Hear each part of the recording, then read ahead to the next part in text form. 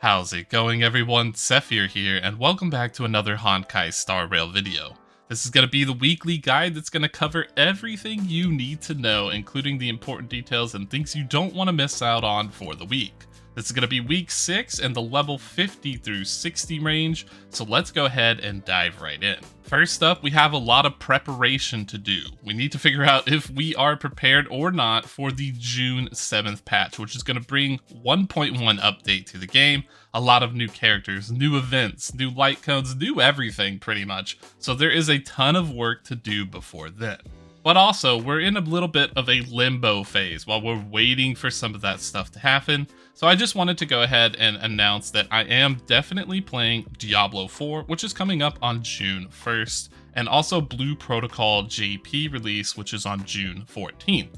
So if you're interested in either of those games, I will be doing content on the channel, so be on the lookout for that, but more importantly, join my Discord. I am looking for people to play with, so if you'll be playing those, come hang out and we will explore them together.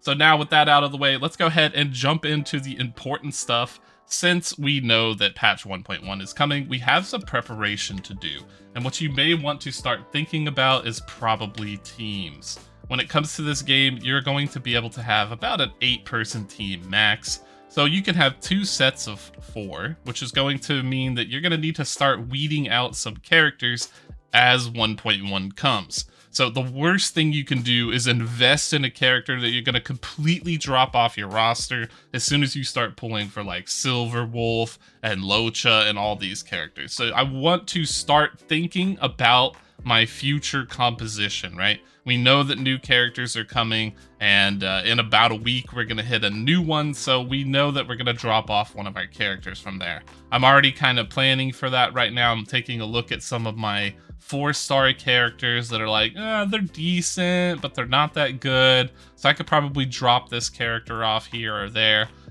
With the addition of Yokong as well, a new 4-star Harmony character, that's also going to change your roster up quite a lot. So I'm guessing that the meta is going to be shifting very heavily, and we're going to start investing resources in these new characters and getting rid of some of the old characters. So it's just some food for thought. Go ahead and start planning on who you want to potentially dump out of your roster so that you're not wasting all your time leveling them up, leveling up their light cone, leveling up all their talents, and then, using important things like the Track of Destiny and the like the Destroyer's Final Road piece, all these important materials. You don't want to sink those into a character that's going to be shipped out the window the next week.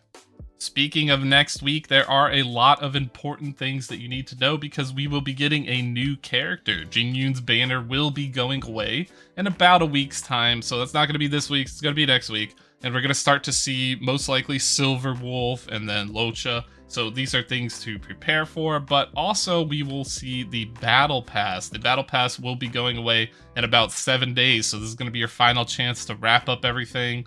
Make sure you've gotten it. If you haven't bought the Battle Pass already, you could consider it. I did. It's a really good deal, to be honest. It'll save you a lot of time on things you don't want to do in the game, which will give you more resources to do the things you actually want to do, if that makes sense.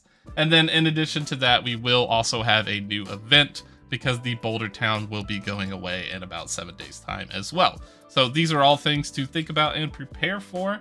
And then we have some important things to talk about that are actually already reset. So let's go ahead and talk about those things. Forgotten Hall is first up on that list. It has been reset, so we now have another 14-day cycle. So hopefully you made good progress in the Memory of Chaos. You were happy with your results there, because now you'll be able to earn rewards anew. So you're going to have to start back from the beginning and climb your way up. And in addition to that, Echo of War is also up on that list. We have 3 more attempts this week. So make sure you get those done because it will be very important.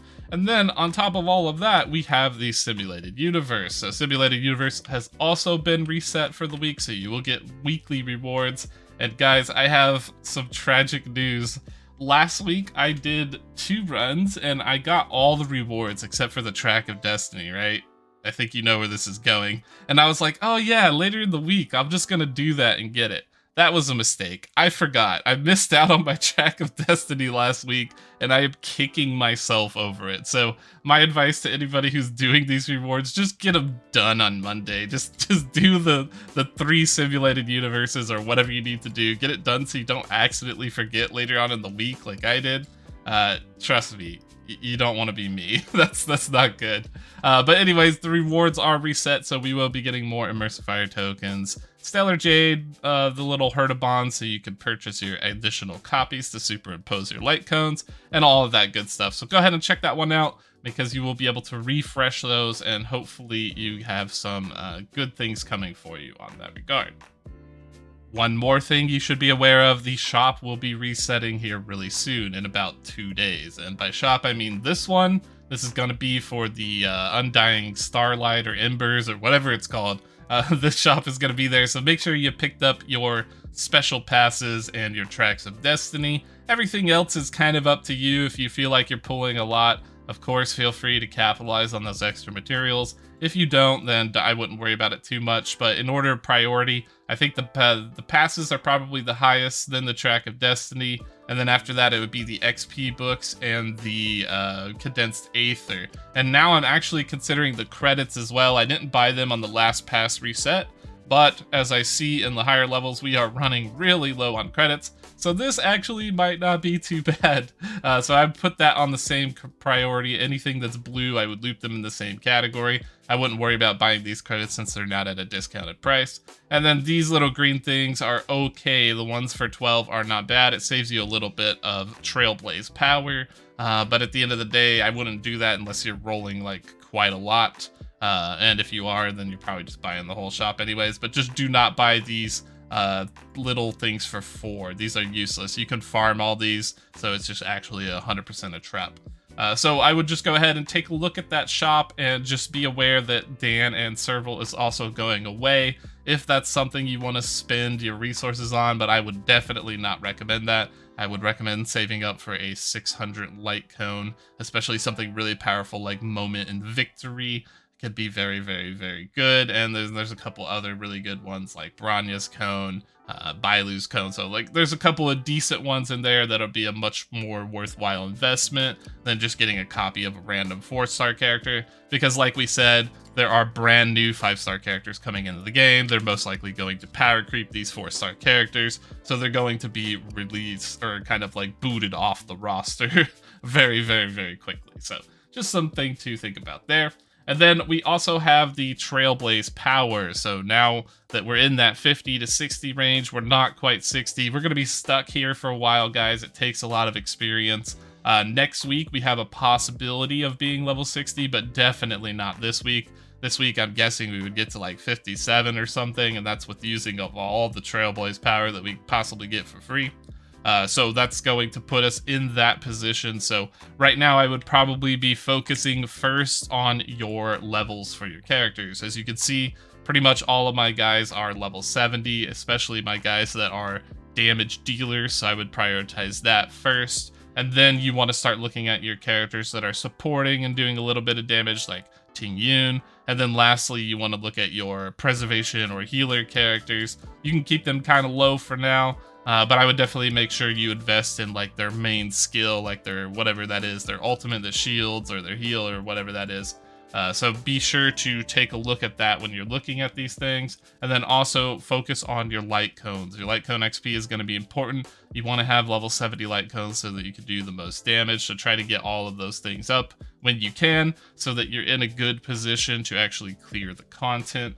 And then from there, it's just focusing on traces. So if you can level up any traces, like I've been focusing on my main characters like Jing Yuan and Sealy, so I took all of them to max. I got all the good traces that I need for them, and I'm prepared going into the next equilibrium bracket, so I'm ready to start leveling those up on new. And these materials are going to get more and more expensive as time goes on. Just keep in mind, it takes a lot of money. It takes tracks of destiny. It takes the weekly materials from the Echo of War. So this is going to get very, very pricey. So when you start taking a character's trace talents up past level 6, you really need to think about, is this a character that I'm going to be using long term? Because you will not get these resources back. They're very scarce, and you're going to be slowly obtaining them over weeks of progress. So make sure that you invest correctly and do not invest in a character that you're going to be dumping out the window in the following week. All right, that's going to be it for this one. I hope you guys enjoy this week, as it is the final week before the new patch where we go in to new content with 1.1, Silver Wolf, Luocha, new events, new light cones. All of those goodies are up and coming, along with a ton of other really good games, Diablo 4, Blue Protocol, and a bunch of exciting gaming news this month. So this is definitely a good time for gaming for sure. Make sure to subscribe, like, and hit the bell if you found this information in the guide useful. And if you did, thanks for watching, and we will see you in the next video.